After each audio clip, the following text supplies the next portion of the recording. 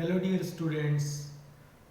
So today we are going to study rules for image formation by spherical mirror. इससे पहले के videos में हमने कवर किया है reflection of light, laws of reflection, relation between focal length and radius of curvature and some important definitions related to spherical mirror. इस video में हम कवर करने जा रहे हैं कि इमेज बनाने के क्या क्या रूल्स हैं, जिसमें पहला रूल हम स्टडी करने जा रहे हैं. जैसे मान लो यहाँ पर हमने एक कॉनकेव मिरर ले लिया.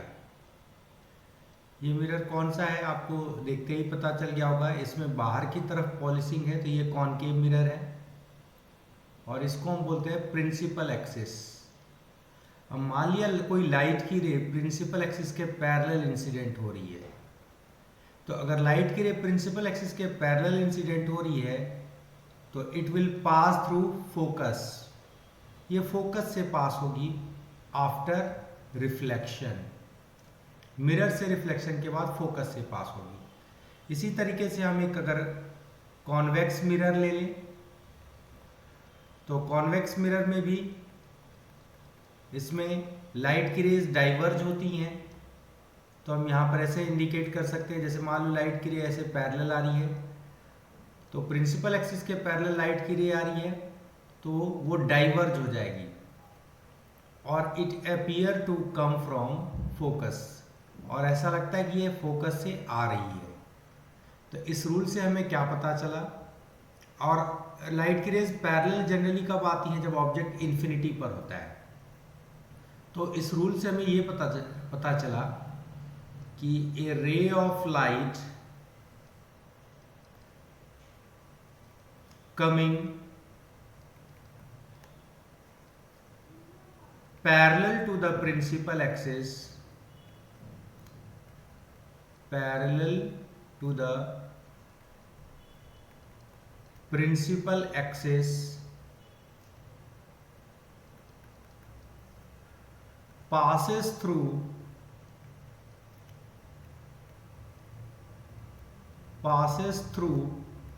focus or appear to come from focus,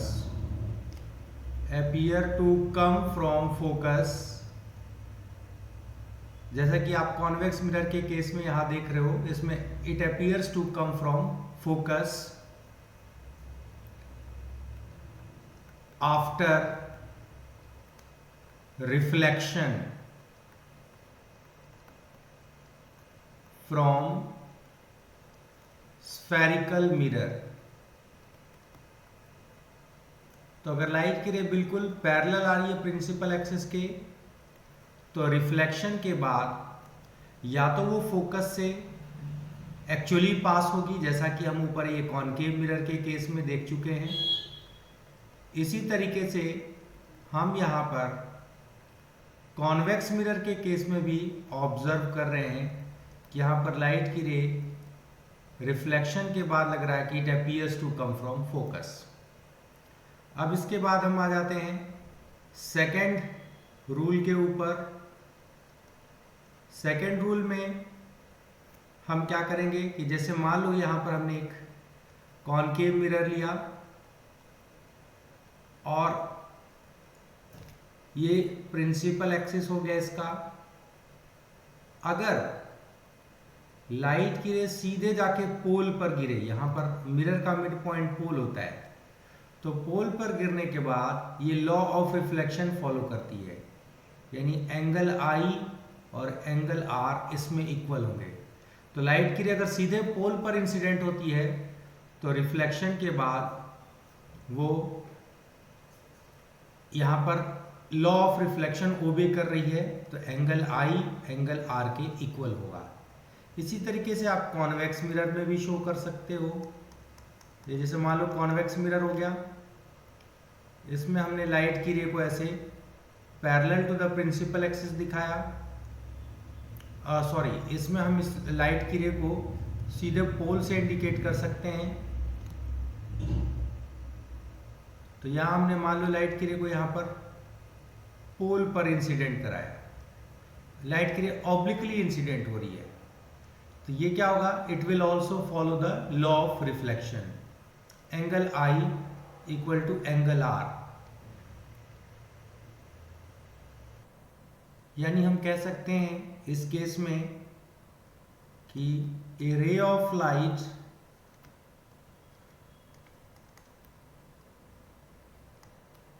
falling obliquely, अगर मान लो ऑब्लिकली ये इंसिडेंट हो रही है, ऑब्लिकली मतलब तिरछे, यहां पर सीधे पोल पर गिर रही है, falling obliquely on the pole of the spherical mirror, pole of the spherical mirror, then it obeys the law of reflection। Mirror कोई सा भी हो उसमें लॉ ऑफ रिफ्लेक्शन फॉलो होगा, यानी एंगल आई और एंगल आर आपस में इक्वल हो जाएंगे। तो ये दो लॉज हमने अभी ये पढ़े हैं। रूल 1 में हम क्या पढ़ा, हमने क्या पढ़ा, रूल 1 में पढ़ा अगर लाइट की रे पैरेलल आ रही है प्रिंसिपल एक्सिस के तो फोकस से पास होगी। और सेकंड रूल में हमने क्या पढ़ा कि अगर लाइट की रे सीधे पोल पर इंसिडेंट होती है तो एंगल आई एंगल पर अगर इंसिडेंट होती है तो आर एंगल पर रिफ्लेक्ट होगी और angle i equal to angle r होगा। और यहाँ पर ये जो इस केस में जो प्रिंसिपल एक्सिस है वो प्रिंसिपल एक्सिस नॉर्मल का वर्क कर रहा है, it works as a normal. तो ये थे हमारे दो रूल। अब हम आते हैं नेक्स्ट 2 रूल्स पर। अब आते हैं हम अपने थर्ड रूल पर। थर्ड रूल में क्या है कि जैसे कि हम यहाँ पर एक लाइट की रे को मान लेते हैं कि वो सीधे फोकस से पास होती है, जैसे ये हमारा कॉनकेव मिरर हो गया और ये आपका हो गया प्रिंसिपल एक्सिस। अब ये मान लो इसका फोकस हो गया और फोकस से ट्वाइस पर सेंटर होता है जैसा आपको पता है।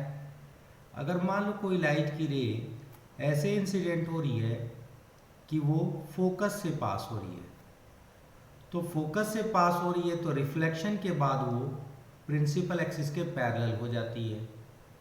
ऐसा ही सिमिलर हम कॉन्वेक्स मिरर में भी शो करेंगे। ये मान लो कॉन्वेक्स मिरर है और इसमें लाइट की रे मान लो ये सीधे ऐसे फोकस के अलोंग आ रही है, तो ये रिफ्लेक्शन के बाद प्रिंसिपल एक्सिस के बिल्कुल पैरेलल हो जाती है।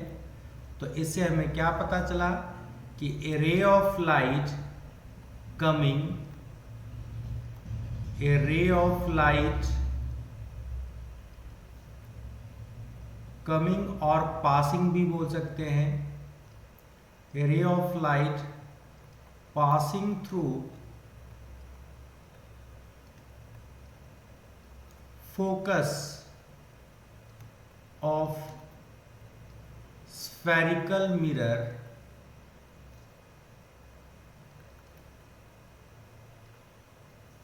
becomes parallel to the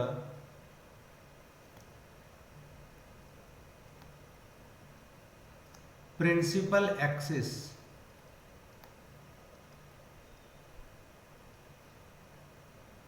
becomes parallel to the principal axis after reflection from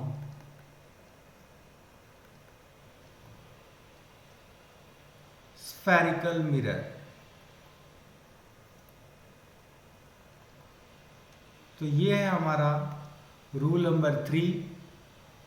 इसमें लाइट की रे बिल्कुल प्रिंसिपल एक्सिस के पैरेलल हो जाती है।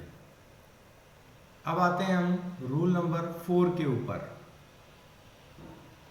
ये 4 रूल्स हैं, these are very important to understand the concept of image formation.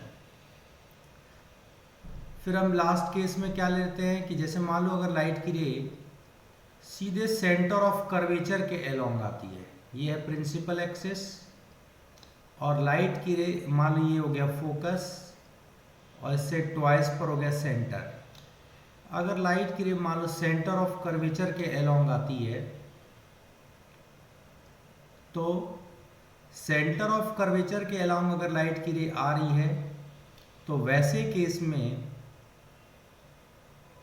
जब वो रिफ्लेक्ट होगी तो रिफ्लेक्ट होने के बाद वो उसी पाथ को रिट्रेस करती है जिस रास्ते से आती है, यानी अपने पाथ को दोहराती है।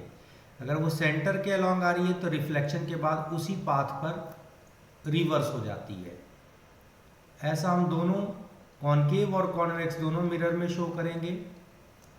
जैसे यहाँ पर हमने दिखा दिया, लाइट की रे अगर ऐसे सेंटर के अलोंग आ रही है तो उसी के अलोंग डाइवर्ज हो जाएगी। मान लो ये सेंटर के अलोंग आ रही है तो जिस पाथ के अलोंग आएगी उसी पाथ के अलोंग रिवर्स हो जाएगी। तो इस रूल में हमने क्या समझा कि अगर लाइट की ray, a ray of light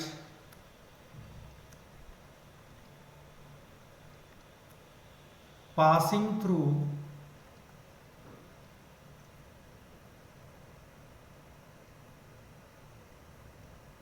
center of curvature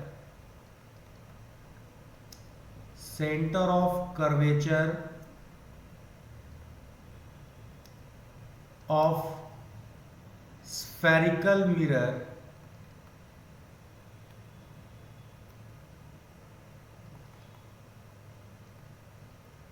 retraces its original path, वो अपने पाथ को रिट्रेस करती है, retraces its original path after reflection.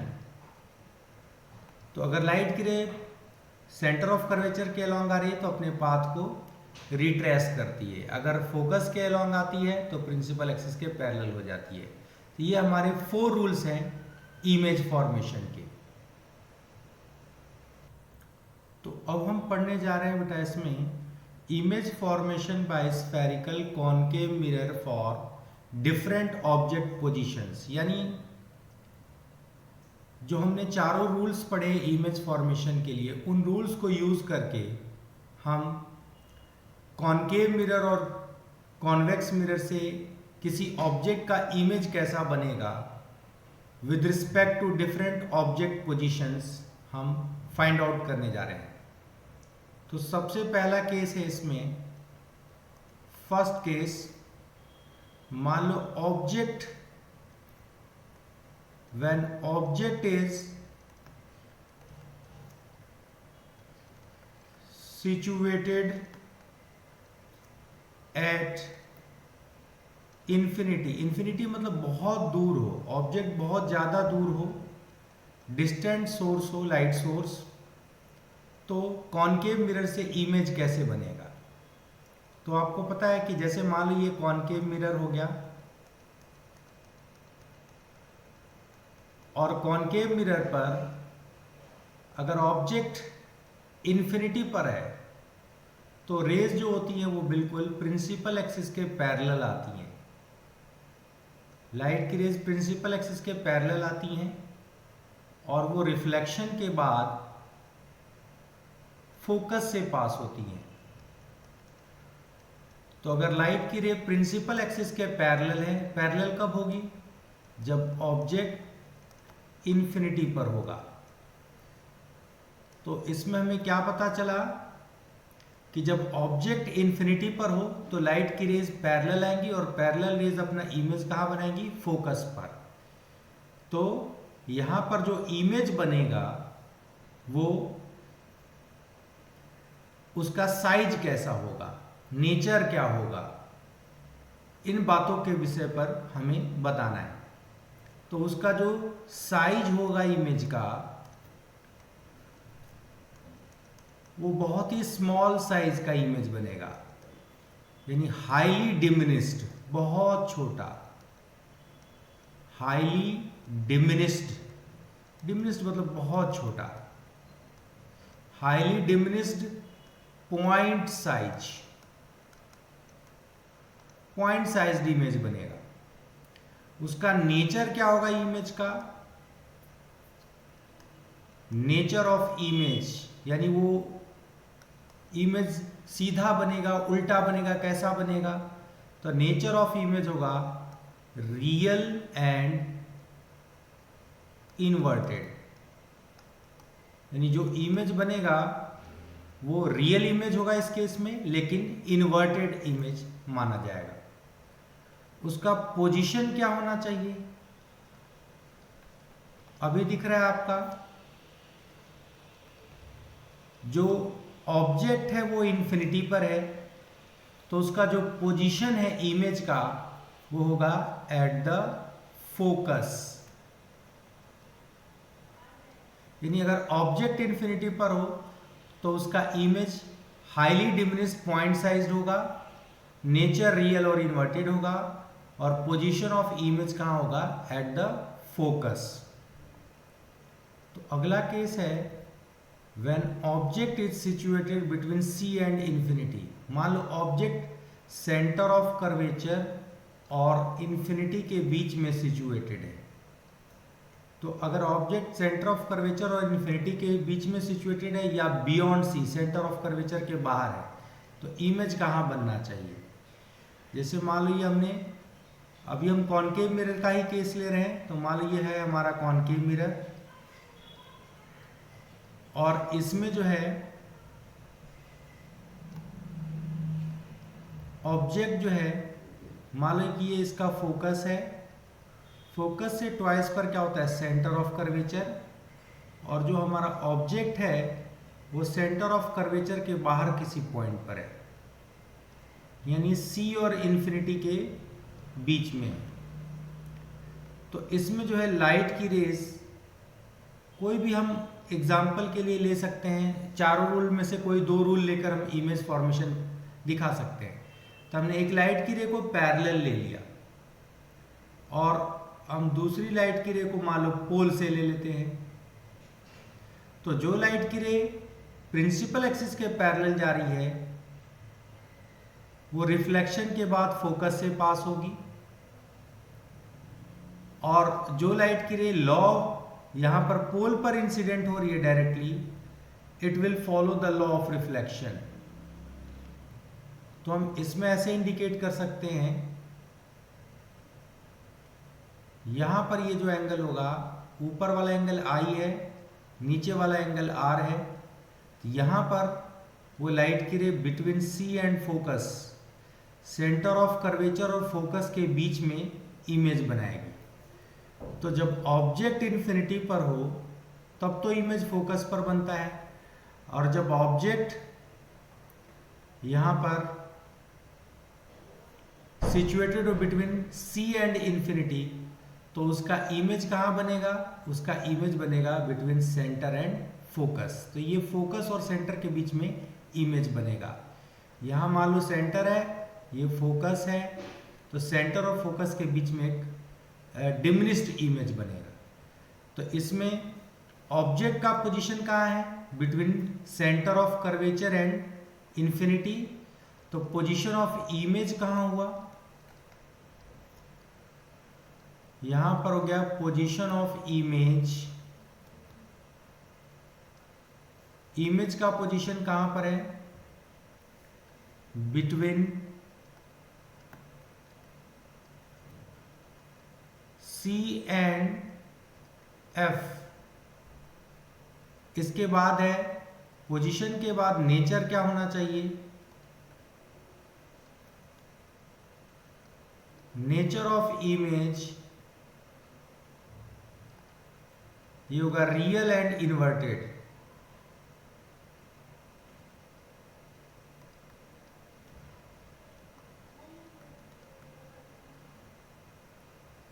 and at the last size of image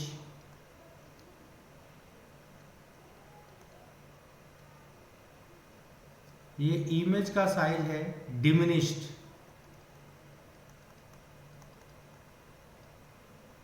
we will not write highly diminished, क्योंकि highly diminished तो वो जब object infinity पर हो तो इमेज फोकस पर बनता है।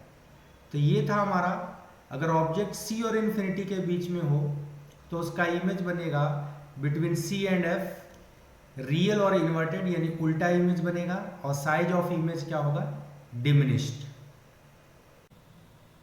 अब हमारा केस है when object lies at centre of curvature. अब इस केस में देखते हैं कि जब ऑब्जेक्ट सेंटर ऑफ कर्वेचर पर हो तो इमेज फॉर्मेशन किस तरीके से होता है। जैसे मान लो यहाँ पर जो हमारा ऑब्जेक्ट है वो हम लेने जा रहे हैं एट सेंटर ऑफ कर्वेचर। ये मान लो हो गया फोकस, फोकस से ट्वाइस पर होता है हमारा सेंटर ऑफ कर्वेचर। अगर ऑब्जेक्ट यहाँ पर सेंटर ऑफ कर्वेचर पर हो तो इमेज कहाँ बनना चाहिए, तब यहाँ से लाइट की 2 पैरेलल रेज लेंगे। एक पैरेलल रे है, एक पैरेलल ले लेते हैं, 2 रेज लेते हैं इमेज फॉर्मेशन के लिए। हमने लाइट की 2 रेज लेनी है। एक रे को हमने प्रिंसिपल एक्सिस के पैरेलल ले लिया, और एक लाइट की रे को हम मान लो एग्जांपल के लिए ले लेते हैं फोकस से। तो जो लाइट की ray parallel to the principal axis जा रही है वो तो फोकस से पास होगी, it will pass through focus. और जो लाइट की रे यहाँ पर प्रिंसिपल एक्सिस के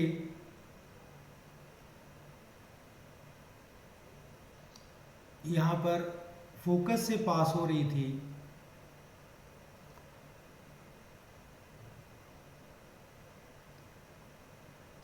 वो यहाँ से फॉलो करेगी, ये प्रिंसिपल एक्सिस के पैरेलल हो जाएगी। Just after reflection it will become parallel to the principal axis. और ये दोनों जो हैं ठीक नीचे सेंटर ऑफ कर्वेचर के ठीक नीचे मिलेंगे। तो अगर ऑब्जेक्ट सेंटर ऑफ कर्वेचर पर होगा तो उसका इमेज भी ठीक सेंटर ऑफ कर्वेचर पर नीचे की तरफ बनेगा, जो साइज में सेम होगा। जैसे ये ऑब्जेक्ट का साइज है तो उतना ही इमेज का भी साइज होगा। तो ऑब्जेक्ट और इमेज का साइज सेम होता है। तो अगर एक लाइट की रे हमने प्रिंसिपल एक्सिस के पैरेलल ली तो रिफ्लेक्शन के बाद वो फोकस से पास होगी। एक लाइट की रे को हमने फोकस से लिया तो वो रिफ्लेक्शन के बाद प्रिंसिपल एक्सिस के पैरेलल हो जाएगी। दोनों सी के ठीक नीचे मिलेंगे किसी पॉइंट पर। तो ऊपर ऑब्जेक्ट है और इसके ठीक नीचे इमेज है। तो ऑब्जेक्ट और इमेज बिल्कुल एक दूसरे के ऊपर नीचे होंगे। तो यहां पर पोजीशन ऑफ इमेज कहां है, हमें मिलेगा पोजीशन ऑफ इमेज। क्या मिलेगा position of image? Position of image मिलेगा हमें at C centre of curvature पर। अगर ऑब्जेक्ट सेंटर ऑफ कर्वेचर पे है तो इमेज भी सेंटर ऑफ कर्वेचर पर होगा। नेचर क्या होगा? नेचर ऑफ इमेज ठीक वैसे ही इमेज रियल और इन्वर्टेड है। Real and inverted. और इसका साइज क्या होगा? इस केस में इमेज का साइज इक्वल टू होगा साइज ऑफ ऑब्जेक्ट। तो ऑब्जेक्ट और इमेज साइज में बिल्कुल एग्जैक्टली इक्वल होंगे। तो अगर ऑब्जेक्ट सेंटर ऑफ कर्वेचर पर है तो इमेज भी सेंटर ऑफ कर्वेचर पर बनेगा। Dear students, now the case 4। Case 4 में क्या है? When object lies between centre of curvature and focus. यहाँ पर देखो एक ऑब्जेक्ट ए बी है जो सेंटर ऑफ कर्वेचर और फोकस के ठीक बीच में है। तो यहाँ से हम लाइट की 2 रेज लेंगे इमेज बनाने के लिए। एक parallel to the principal axis जो कि फोकस से पास होगी और एक सेंटर ऑफ कर्वेचर के अलॉन्ग होगी जो अपने पाथ को रिट्रेस करेगी। दोनों को पीछे अगर देखा जाए तो पीछे बढ़ाने पर यहाँ पर ये बी डैश ए डैश इमेज बनता है, यानी ये दोनों ए डैश पर मिलती हैं बियॉन्ड सेंटर ऑफ कर्वेचर। तो ऐसे केस में जो पोजीशन ऑफ इमेज कहाँ है, अगर ऑब्जेक्ट यहाँ पर बिटवीन सी एंड एफ है तो जो पोजीशन ऑफ इमेज है वो कहाँ पर हमें मिला, पोजीशन ऑफ इमेज मिला हमें beyond C, centre of curvature के बाहर। और साइज क्या है इसमें इमेज का, तो साइज ऑफ इमेज है इनलार्ज्ड, यानी बड़ा इमेज बन रहा है, enlarged, we can say bigger than object. यहां पर ऑब्जेक्ट ए भी देखो स्मॉल साइज का है बिटवीन सी एंड एफ, और बी डैश ए डैश का साइज बड़ा है, तो साइज ऑफ इमेज इनलार्ज्ड होगा। और नेचर ऑफ इमेज क्या हो जाएगा, जरा इसको हम देख लेते हैं। तो नेचर ऑफ इमेज हो जाएगा, नेचर ऑफ इमेज क्या हो गया इसके अंदर, नेचर ऑफ इमेज हो जाएगा रियल एंड इन्वर्टेड। इसमें जो इमेज बनेगा ना वो रियल एंड इन्वर्टेड इमेज होगा। तो ये था हमारा केस नंबर 4 जिसमें ऑब्जेक्ट सेंटर ऑफ कर्वेचर और फोकस के बीच में होता है, तो हमें image beyond centre of curvature मिलता है और इनलार्ज्ड इमेज होता है। Now case 5 when object lies at focus. तो जैसे मान लो ये कॉनकेव मिरर है और कॉनकेव मिरर में जो ऑब्जेक्ट है अगर हम उसे फोकस पर ले लें, यहां पर हमने ऑब्जेक्ट को ही फोकस पर ले लिया, हमने एक ऑब्जेक्ट ले लिया जिसे हमने फोकस पे रख दिया। तो यहां पर आपको ध्यान देना है, यहां से हम लाइट की कम से कम 2 रेज लेते हैं इमेज बनाने के लिए। एक पैरेलल रे लेंगे, ये पैरेलल रे कहां से पास होगी, फोकस से पास होगी, और एक लाइट की रे को हम पोल से मान लेंगे। तो जो लाइट की रे पोल से पास होगी ना वो लॉ ऑफ रिफ्लेक्शन को फॉलो करेगी। जो लाइट की रे पोल से पास होगी ये लॉ ऑफ रिफ्लेक्शन को फॉलो करेगी, और ये रिफ्लेक्ट होकर दोनों लाइट की रेज ऑलमोस्ट पैरेलल हो जाएंगी। तो ये parallel rays they do not meet, they appear to meet at infinity. तो ये माना जाता है कि they will meet at infinity, ये लाइट की रेज इंफिनिटी पर मिलेंगी। इंफिनिटी मतलब बहुत ही लार्जर डिस्टेंस पर जाके ये मिलेगी। तो इस तरीके से हम कह सकते हैं कि अगर लाइट की रेज, अगर ऑब्जेक्ट को फोकस पर रख दिया जाए तो इमेज कहाँ बनेगा, इन्फिनिटी पर। और ये इमेज जैसे कि ऑब्जेक्ट को सेंटर ऑफ कर्वेचर और फोकस के बीच में रखा गया था तो इमेज बियॉन्ड सेंटर बना था और इनलार्ज बना था। तो यहाँ पर जब ऑब्जेक्ट फोकस पर है तो इमेज, फाइनल इमेज इन्फिनिटी पर बनेगा, और यहाँ से जो साइज होगा वो हाईली इनलार्ज माना जाएगा। तो ऑब्जेक्ट फोकस पर है तो पोजीशन ऑफ इमेज क्या होगा, इसमें पोजीशन ऑफ इमेज होगा एट इंफिनिटी। इंफिनिटी इसे बोलते हैं बहुत ही लार्जर डिस्टेंस पर। और इसमें साइज ऑफ इमेज क्या होगा, साइज ऑफ इमेज तो बहुत ही बड़ा होना चाहिए, तो हाईली इनलार्ज्ड बोलेंगे इसको, हाईली इनलार्ज्ड। और नेचर ऑफ इमेज क्या होगा, नेचर में मतलब बताना है कि वर्चुअल है कि रियल है,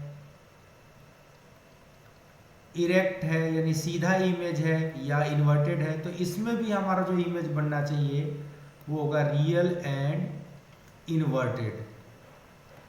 तो ये था हमारा 5th केस जब ऑब्जेक्ट फोकस पर है। तो आप ऑब्जर्व कर रहे हो कि जैसे जैसे ऑब्जेक्ट फोकस की तरफ बढ़ रहा है इमेज का साइज और बड़ा होता जा रहा है। अब इन 5 केसेस में जो अभी तक हमने पढ़े हैं उसमें रियल और इन्वर्टेड इमेज बनता है। अब हम जो नेक्स्ट केस पढ़ने जा रहे हैं उसमें इमेज वर्चुअल बनेगा और इरेक्ट बनेगा, यानी कॉनकेव मिरर रियल और वर्चुअल दोनों इमेजेस बना सकता है। तो अब हमारा लास्ट केस है 6 केस, जिसमें हम ऑब्जेक्ट का वर्चुअल इमेज बनाना चाहते हैं। यानी कॉनकेव मिरर हमारा वर्चुअल इमेज भी बना सकता है। तो हम क्या करेंगे कि अब की बार हम ऑब्जेक्ट को पोल और फोकस के बीच में रख देंगे। अगर हम ऑब्जेक्ट को पोल और फोकस के बीच में रख दें एग्जैक्टली, जैसे मान लो यहाँ हमने ऑब्जेक्ट को पोल और फोकस के बीच में रख दिया, तो यहाँ से हमने एक लाइट की पैरेलल रे ले ली प्रिंसिपल एक्सिस के, तो पैरेलल रे कहाँ से पास होगी? पैरेलल रे फोकस से पास होगी। पैरेलल रे फोकस से पास हो गई, और एक लाइट की रे को हम पोल से ले लेते हैं, यहाँ पर पोल पर ले लेते हैं लाइट रे को। तो जो लाइट की रे पोल से पास होगी, जो लाइट की रे हमारी पोल से पास होगी, वो लॉ ऑफ रिफ्लेक्शन को फॉलो करेगी। तो इन दोनों के बीच की स्पेसिंग आफ्टर रिफ्लेक्शन, दोनों के बीच की स्पेसिंग बढ़ जाएगी। ये इनके बीच की स्पेस, यहाँ पर जो ये स्पेसिंग है ना, दोनों रेज के बीच की स्पेसिंग, इनके बीच की स्पेसिंग आगे और बढ़ती जाएगी। तो ऑन प्रोड्यूसिंग बैक, अगर इन दोनों रेज को हम पीछे मिला दें, तो then they appear to meet at a point, और यहाँ पर जो ऑब्जेक्ट ए बी था उसका size A dash B dash magnified image बनाएगा।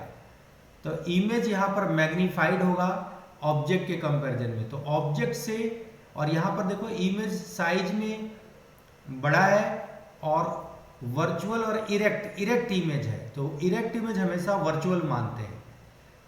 तो पोजीशन ऑफ इमेज क्या मिला हमें? अगर ऑब्जेक्ट पोल और फोकस के बीच में है तो इमेज का पोजीशन है बिहाइंड मिरर, मिरर के बिहाइंड द मिरर हम मानेंगे। यानी जब object between pole and focus है तो पोजीशन ऑफ इमेज है बिहाइंड द मिरर। और ये कैसा इमेज है? साइज में ये मैग्नीफाइड इमेज हम इसको कह सकते हैं। ये इमेज मैग्नीफाइड बना हुआ है, या इनलार्ज्ड भी कह सकते हैं, मैग्नीफाइड या इनलार्ज्ड इमेज बनेगा। और नेचर इसका क्या होगा?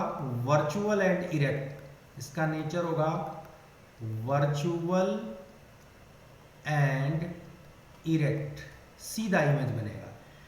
तो इस तरीके से हमने यहां पर 6 केसेस पढ़े। 5 केसेस में तो रियल और इन्वर्टेड बनता है इमेज, और 6 केस में वर्चुअल और इरेक्ट इमेज बनता है। तो हमने ये जो सभी केसेस पढ़े हैं वो कॉनकेव मिरर के लिए पढ़े हैं। तो आज हमने रूल्स ऑफ इमेज फॉर्मेशन पढ़े, और image spherical mirrors concave mirror से बनाने के लिए क्या क्या पोजीशन ऑब्जेक्ट का हमने लिया वो हमने पढ़ा। तो ऑब्जेक्ट के डिफरेंट पोजीशंस को कंसीडर करके उसका इमेज कहाँ बनना चाहिए, क्या पोजीशन ऑफ इमेज होना चाहिए, साइज होना चाहिए, नेचर होना चाहिए, ये हमने इस वीडियो में स्टडी किया है। तो नेक्स्ट वीडियो में हम इसके आगे कॉन्वेक्स मिरर का भी इमेज फॉर्मेशन पढ़ेंगे। So thanks for watching amazing physics tutor channel. My self Pankaj Kumar Tripathi. Thanks a lot.